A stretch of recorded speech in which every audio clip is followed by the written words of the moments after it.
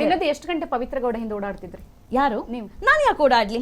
ನನ್ ಕೆಳಗೆ ಯಾವ ರೂಮ್ ಅಲ್ಲಿ ಯಾವ ಬಟ್ಟೆ ನೋಡಿ, ಪಿನ್ ಹಾಕೊಂಡ್ರ, ನಮಗೆ ಅಲ್ಲಿ ನಮಗೆ ಮಾಡಿದ್ರಲ್ಲ, ಅದೇನು ದೊಡ್ಡ ಎಕರೆ ಜೈಲಲ್ಲ, ಪರಪ್ನಗರ ಮಹಿಳಾ ಬ್ಯಾರಕ್ ಜೈಲು. ಒಂದ್ 30-40 ಸೈಟ್ ಇದ್ದಂಗೆ, ಒಂದ್ ಸ್ಮಾಲ್ ವರಂಡ ಸೆಂಟ್ರಲ್ ಗ್ರೌಂಡ್, ಇನ್ ಸುತ್ತ ರೂಮ್ಸ್. ಇವಾಗ ಅಲ್ಲಿ ಕುತ್ಕೊಂಡ್ರೆ ಅವ್ರು ಬರೋದೇ ಇಲ್ಲಿ ಕೆಳಗೆ, ಸುತ್ತ ಅವ್ರು ಏನ್ ಓಡಾಡ್ತಾ, ಇಲ್ಲಿ ಬಿಟ್ರೆ ಇನ್ನೆಲ್ಲೂ ಓಡಾಡಲ್ವಲ್ಲ, ನೋಡ್ಲೇಬೇಕಲ್ವಾ? ಈ ಒಂದು ಪ್ಲೇಸ್ ಬಿಟ್ರೆ ಇನ್ನೆಲ್ಲೂ ಓಡಾಡಕ್ಕೆ ಜಾಗ ಇಲ್ವಲ್ಲ. ಸೊ ನೀವು ಅವಾಗ್ಲೇ ಹೇಳಿದ್ ನಿಜ ಆಯ್ತು, ನನಗೆ 100 ಸಲ ಜೈಲಿಗೆ ಹೋಗ್ಬೇಡಕ್ ಬಹಳ ಖುಷಿ. ಯಾಕಂದ್ರೆ ಇಂಥ ಕ್ಯಾಂಡಿಡೇಟ್ಸ್ ಇರ್ತಾರೆ, ನೋಡ್ಕೊಂಡು ಇಂಥ ಕ್ಯಾಂಡಿಡೇಟ್ಸ್ ಇದ್ದಾರೆ ಅಲ್ಲಿ. ಅವ್ರೇನ್ ಎಂ.ಎಲ್.ಎ ಕ್ಯಾಂಡಿಡೇಟ್ ಅಲ್ಲ, corporator candidate? It's not a candidate, interest ಅಲ್ಲ. There is a lot of no ಅಲ್ಲಿ ಪಾರ್ಶಿಯಾಲಿಟಿ. ಸಾಮಾನ್ಯ ಆರೋಪಿಗಳು, ಎಲ್ಲಾರು ಆರೋಪಿಗಳು ಜೈಲ್ಗೆ ಹೋಗುವಂತ ಜಾಗ ಅದು.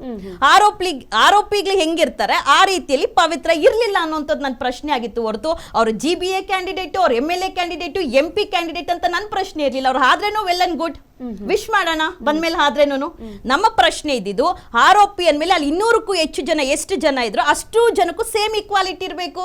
ನಿಮ್ದೇ ಮಾಧ್ಯಮಗಳಲ್ಲಿ ತೋರಿಸ್ತೀರಾ ಪವಿತ್ರ ಗೌಡ ಊಟಕ್ಕೋಸ್ಕರ ಹಲಿತಾ ಇದಾರೆ, ಮನೆ ಊಟ ಬೇಕು ಅಂತ. ಯಾಕಲ್ಲಿ ಸ್ಟಾಫ್ ಊಟ ತಿಂತಾ ಇಲ್ವಾ? ಔಟ್ ಬಾಕ್ಸ್ ಅಲ್ಲಿ ಹೋಗ್ತಾ ಇಲ್ವಾ? ಎಂಕ್ವೈರಿ ಮಾಡ್ಲಿ, ನನ್ನ ಕರೀಲಿ, ನಾನೇ ಹೇಳ್ತೀನಿ. ಎಂಕ್ವೈರಿ ಮಾಡ್ಲಿ. ಸುಳ್ಳು ಹೇಳೋದಕ್ಕೆ ಜೈಲ್ ಬಗ್ಗೆ ಯಾಕ್ರಿ ನಾನು ಸುಳ್ಳು ಹೇಳ್ಬೇಕು? ಸರ್, ಇವಾಗ ನೀವು ಈಚೆ ಕಡೆ ಬಂದು ಒಂದ್ ವಾರದ ಮೇಲೆ ಆಯ್ತಾ? ಓಕೆ, ಎಷ್ಟು ಕಡೆ ಹೋಗಿ ಕಂಪ್ಲೇಂಟ್ ಕೊಟ್ರಿ? ನನಗೆ ಜೈಲೇನು ನಮ್ಗೇನು ಒಳ್ಳೊಳ್ಳೆ ಆಹಾರ ಕೊಡೋದಲ್ಲ. ಬಂದ್ಮೇಲೆ ನಮಗೂ ಅಷ್ಟೇ ಹೆಲ್ತ್ ಇಶ್ಯೂಸ್ ಇರುತ್ತೆ. ನನ್ ಫೋನು ಇರಲಿಲ್ಲ, ಸೊ ಕೋರ್ಟಿಂದ ನಾವು ಫೋನ್ ತಗೊಳ್ಬೇಕು.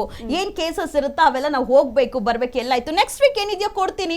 ನಾನು ಇವಾಗ ಹೈಕೋರ್ಟ್ ಅಲ್ಲಿ ಏನ್ PL ಹಾಕ್ಬೇಕು ಆದ್ರೆ ರೆಡಿ ಮಾಡಿದಿರಿ, ಹಾಕ್ತೀನಿ. ಕಾನೂನು ಹೋರಾಟ ಮಾಡ್ದಿರ ಇರೋದಿಲ್ಲ. ಇವಾಗ ಇಷ್ಟೆಲ್ಲ ಸುಳ್ಳು ಅಂದೋಗ NCR ದಾಖಲು ಮಾಡ್ಬಿಟ್ಟು ಈ ಹೇಳ್ತಾ ಇರುವಂತ ಮಾಹಿತಿ ಸುಳ್ಳು, ಸತ್ಯಕ್ಕೆ ದೂರವಾದದ್ದು ಅಂತ ಹೇಳಿದಾಗ ಅದು ಸತ್ಯ ಅಂತ ಪ್ರೂವ್ ಮಾಡಕ್ಕೆ ನ್ಯಾಷನಲ್ ಹ್ಯೂಮನ್ ರೈಟ್ಸ್ ಬಾಗ್ಲು ತಟ್ಲಿ ಬಿಡಿ.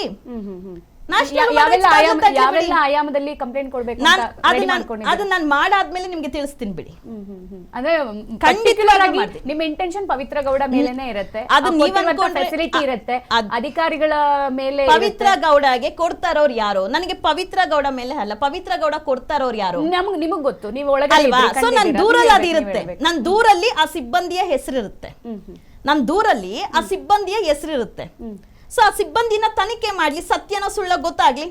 ಇಲ್ಲಿ ಪವಿತ್ರ ಗೌಡ ಅನ್ನೋ ಟಾರ್ಗೆಟ್ ಅಲ್ಲ, ಪವಿತ್ರ ಗೌಡಕ್ಕೆ ಸಿಗ್ತಾ ಇರುವಂತ ಫೆಸಿಲಿಟೀಸ್ ಯಾಕೆ ಸಾಮಾನ್ಯ ಆರೋಪಿಗೆ ಸಿಗ್ತಾ ಇಲ್ಲ? ಸರಿ, ಈಗ ವುಮೆನ್ಸ್ ಬ್ಯಾರಕ್ ಬಗ್ಗೆ ಹೇಳಿದ್ರಿ. ಯಾಕೆ ಮೆನ್ ಬ್ಯಾರಕ್ ಅಲ್ಲಿಗೆ ನಿಮ್ಗೆ ಸೈಡ್ ಅಲ್ಲಿ ಕಣ್ ಕಾಣಿಸ್ಲಿಲ್ಲ ಅಥವಾ ಕಣ್ ಹಾಯಿಸ್ಲಿಲ್ವಾ? ನೀವು ಮೆನ್ ಬ್ಯಾರಕ್ ನಾವು ಹೋಗಕ್ ಅವಕಾಶನೇ ಇಲ್ವಲ್ಲ, ಹಾಯಿಸ್ಲಿಲ್ವಾ ಅಂತ? ಅವಕಾಶನೇ ಇಲ್ವಲ್ಲ ಮೆನ್ ಬ್ಯಾರಕ್ ಅವಕಾಶ.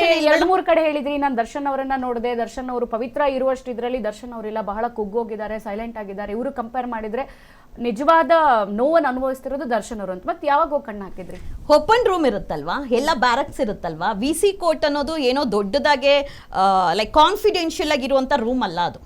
ಜಸ್ಟ್ ನಾವ್ ಹೆಂಗೆ ಯಾವ ರೂಮ್ಸ್ ಅಲ್ಲಿ ಬ್ಯಾರಕ್ ಅಲ್ಲಿ ಇರ್ತೀರ, ಆ ಒಂದು ಬ್ಯಾರಕ್ ಅಲ್ಲಿ ಒಂದು ಸಿಸ್ಟಮ್ ಇಟ್ಟಿದ್ದಾರೆ. ಸಿಸ್ಟಮ್ ಡೋರ್ ಇಲ್ಲಿ ನಿಂತ್ಕೊಂಡ್ರೆ ಎಲ್ಲಾರು ನೋಡ್ತಾರೆ ಯಾವ ಕೇಸ್ ಅವ್ರು ಯಾರ್ಯಾರು ನಿಂತಿದ್ದಾರೆ ಅಂತ ಹೇಳಿ. ಆಯ್ತಾ?